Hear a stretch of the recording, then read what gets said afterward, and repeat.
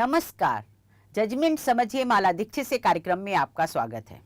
आज मैं आपके साथ चर्चा करूंगी वक्फ संशोधन अधिनियम 2025 के बारे में आए सुप्रीम कोर्ट के ताजा फैसले की। सुप्रीम कोर्ट ने वक्फ संशोधन अधिनियम 2025 पर रोक लगाने की मांग 15 सितंबर 2025 को महत्वपूर्ण फैसला सुनाया है। सुप्रीम कोर्ट ने पूरे कानून पर रोक लगाने की मांग खारिज कर दी है, लेकिन कानून के कुछ अंशों पर अंतरिम रोक लगाई गई है। मैं आपके साथ सुप्रीम कोर्ट के इस फैसले के कुछ अंशों पर पहले ही 3 वीडियो में चर्चा कर चुकी हूं। आज मैं चर्चा करूंगी कि प्राचीन धरोहर और प्राचीन संरक्षित धरोहरों और एएसआई संरक्षित इमारतों को वक्फ घोषित करने पर सुप्रीम कोर्ट ने क्या कहा है।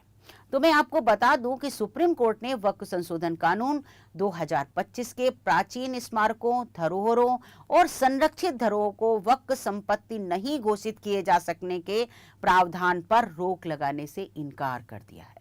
यानी जो वक्फ कानून में व्यवस्था की गई है, वक्फ संशोधन कानून में, कि जो संरक्षित धरोहरें हैं, संरक्षित इमारतें हैं, संरक्षित स्मारकें हैं जो एएसआई प्रोटेक्टेड हैं, यानी भारत पुरातत्व सर्वेक्षण जिसकी देखरेख करता है, जिसकी निगरानी करता है, ऐसी किसी भी स्मारक, धरोहर, इमारत को वक्फ संपत्ति नहीं घोषित किया जाएगा। ऐसा ये वक्फ संशोधन कानून 2025 में प्रावधान है। याचिकाकर्ताओं ने सुप्रीम कोर्ट से मांग की थी कि इस पर रोक लगाई जाए, लेकिन सुप्रीम कोर्ट ने ये मांग खारिज कर दी है। तो आज मेरी चर्चा का विषय यही है कि सुप्रीम कोर्ट ने मांग खारिज करते हुए क्या कहा है। इस संपत्ति जो ये प्राचीन इमारतों की थी, इसको वक्फ घोषित करने पर सुप्रीम कोर्ट ने जो रोक लगी है उसको हटाने से या उसमें कोई स्टे देने से मना कर दिया। यानी किसी भी प्राचीन संरक्षित धरोहर को जो कि कानून के तहत संरक्षित घोषित है, उसे वक्फ नहीं घोषित किया जा सकता। आज के व्यवस्था में, आज के समय में अभी ये कानून पूरी तरह लागू है। इस बारे में सुप्रीम कोर्ट ने फैसले में कहा है कि एंशिएंट मॉन्यूमेंट प्रिजर्वेशन एक्ट 1904 और ancient monument and archaeological sites and remains act 1958, यानी इन दोनों को अगर मिलाकर देखा जाए तो इसे प्राचीन स्मारक कानून कहा जा सकता है। तो कोर्ट ने कहा है कि इन कानूनों को प्राचीन स्मारकों को संरक्षित करने के लिए बनाया गया है। कोर्ट ने यह भी कहा कि ये स्मारकें हमारे देश की सांस्कृतिक धरोहर का महत्वपूर्ण हिस्सा हैं और इसलिए इनके संरक्षण की जरूरत है। कोर्ट ने फैसले में यह भी नोट किया है कि एएसआई यानी भारत पुरातत्व सर्वेक्षण इस संशोधित कानून की धारा 3D के संबंध में जेपीसी यानी ज्वाइंट पार्लियामेंट्री कमेटी के समक्ष पेश हुआ था और एएसआई ने जेपीसी को बताया था कि संरक्षित स्मारक को वक्फ संपत्ति घोषित करने से क्या परेशानी होती है। यानी कोर्ट ने अपने फैसले में ये नोट किया है कि एएसआई ने इस प्रोविजन जो लाया गया है उसका कैसे समर्थन किया था जेपीसी के सामने और अपनी दिक्कतें भी बताई थी कि अगर ये प्रोविजन हटा दिया जाएगा तो क्या दिक्कत होती है। सुप्रीम कोर्ट ने ये सब अपने फैसले में नोट किया है। कोर्ट ने कहा है कि एएसआई ने जेपीसी के सामने कहा था कि संरक्षित इमारत या स्मारक को वक्फ घोषित किए जाने से बहुत मुश्किलें होती हैं।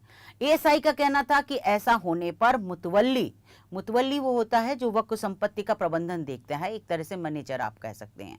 तो एएसआई ने कहा था कि ऐसा होने पर, यानी अगर संरक्षित इमारत को वक्फ घोषित कर दिया जाएगा तो मुतवल्ली एएसआई को उस प्राचीन स्मारक की सुरक्षा और संरक्षण की एएसआई को इजाजत नहीं देता है। ये बात एएसआई ने अपनी जो परेशानी है वो जेपीसी के सामने रखी थी। अगर हम थोड़ा सा देखें, अभी काफ़ी बार से आप देख रहे हैं बहुत सी प्राचीन स्मारकों पर दावे और हिंदू मुस्लिम के कि नहीं ये मंदिर था, नहीं ये मस्जिद है, ऐसे चलते हैं, कोर्ट में पेंडिंग है।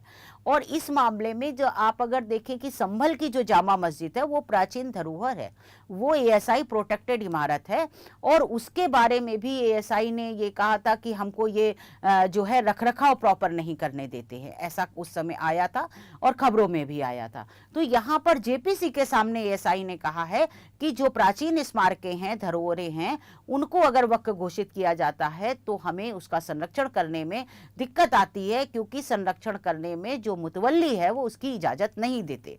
एएसआई ने यह भी कहा था कि किसी इमारत के बारे में प्राचीन स्मारक कानून के तहत नोटिफिकेशन जारी होने और उसी के बारे में विभिन्न वक्फ कानूनों में अधिसूचना जारी होने से एएसआई को अपना काम करने में मुश्किल का सामना करना पड़ता है। क्यों? क्योंकि उन इमारतों के बारे में मुतवल्ली भी पैरेलल यानी साथ ही साथ अपना कामकाज करता रहता है। यानी अगर एक तो नोटिफिकेशन उस इमारत के बारे में ये हो गया कि ये संरक्षित धरोहर है और इसके रख रखाव और इसका मेंटेनेंस सारी चीजें एएसआई देखेगा। दूसरा नोटिफिकेशन ये हो गया कि ये संरक्षित इमारत वक्फ संपत्ति है और जब कोई वक्फ संपत्ति घोषित हो जाती है तो उसमें मुतवल्ली होता है जो उसका प्रबंधन देखता है, डे टू डे का काम, सारी चीजें। तो दो पैरेलल व्यवस्थाएं आ जाती हैं जिससे कि दिक्कत होती है, ये एएसआई ने कहा था। तो ये बातें जो एएसआई ने जेपीसी के समक्ष कही थी, यानी सब कुल मिलाकर एएसआई का यही कहना था कि प्राचीन स्मारकों को संरक्षित स्मारकें और इमारतें हैं, उन्हें वक्फ संपत्ति नहीं घोषित किया जाना चाहिए। ये सीधी सी बात एएसआई का कहना था और उसने जो नए कानून में प्रोविजन लाया गया है उसका समर्थन किया था। तो अब देखिए, याचिकाकर्ताओं ने प्राचीन स्मारकों को वक्फ संपत्ति घोषित करने पर रोक के प्रावधान के खिलाफ सुप्रीम कोर्ट में क्या दलीलें दी थी। याचिकाकर्ताओं ने इस पर रोक मांगते हुए कहा था कि इस प्रावधान के कारण इस्लाम धर्मावलंबी अपनी धार्मिक प्रैक्टिस का पालन नहीं कर पाएंगे।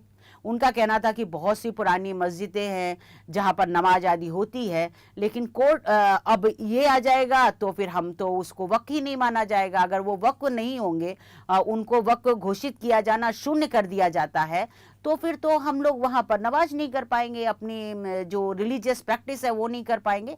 ये उन्होंने दलीलें दी थी सुप्रीम कोर्ट में। लेकिन सुप्रीम कोर्ट ने कहा कि इस प्रावधान पर रोक लगाना जरूरी नहीं है, मांग खारिज कर दी और इनकार कर दिया सुप्रीम कोर्ट ने इस पर रोक लगाने से, और कह दिया कि उन लोगों की दलीलों में यानी याचिकाकर्ताओं की दलीलों में कोई दम नहीं है। ये सुप्रीम कोर्ट ने कह दिया, ये ऑर्डर में लिखा दिया है। और सुप्रीम कोर्ट ने इस संबंध में ancient monument and archaeological sites and remains act 1958 की धारा 5 की उपधारा 6 का हवाला दिया। ये जजमेंट में लिखा है और कोर्ट ने कहा कि ये धारा नागरिकों को अपनी धार्मिक मान्यताओं का पालन करने की इजाजत देती है, चाहे वह इमारत संरक्षित इमारत ही क्यों ना हो। कोर्ट ने कहा कि ऐसे में इस प्रावधान पर रोक लगाने का कोई आधार नहीं बनता। यानी कोर्ट ने कानून का, एंशिएंट मॉन्यूमेंट कानून का जो प्रोविजन है धारा 5 उपधारा 6, उसी का हवाला सीधे सीधे दे दिया, जो ये कहती है कि भले ही वो इमारत संरक्षित इमारत घोषित हो गई हो, यानी एएसआई के प्रोटेक्शन में हो, लेकिन फिर भी इसमें लोगों को, नागरिकों को धार्मिक मान्यताओं का पालन करने की इजाजत है। यानी अगर कोई प्रोटेक्टेड मॉन्यूमेंट है, कोई मस्जिद है, उसको प्रोटेक्टेड मॉन्यूमेंट, बहुत पुरानी होगी, संरक्षित घोषित किया गया, तो भी वहां जाकर के लोग नमाज कर सकते हैं, वो हो सकता है, क्योंकि ये कानून इजाजत देता है। और अगर ये है तो फिर तो कोई अधिकार इन्फ्रिंज नहीं होता और इस पर अंतरिम रोक लगाने का कोई आधार नहीं बनता। तो इसका सीधा मतलब निकलता है, जो सुप्रीम कोर्ट ने मांग ठुकरा दी है, कि किसी भी संरक्षित प्राचीन स्मारक को या जो ऐसी इमारत है जो प्राचीन है, इस इमारत को वक्फ संपत्ति घोषित नहीं किया जा सकता और संशोधित कानून का ये प्रावधान पूरी तरह लागू है। तो आज बस इतना ही। आप इस कार्यक्रम में मेरे साथ जुड़े रहे, इसके लिए धन्यवाद।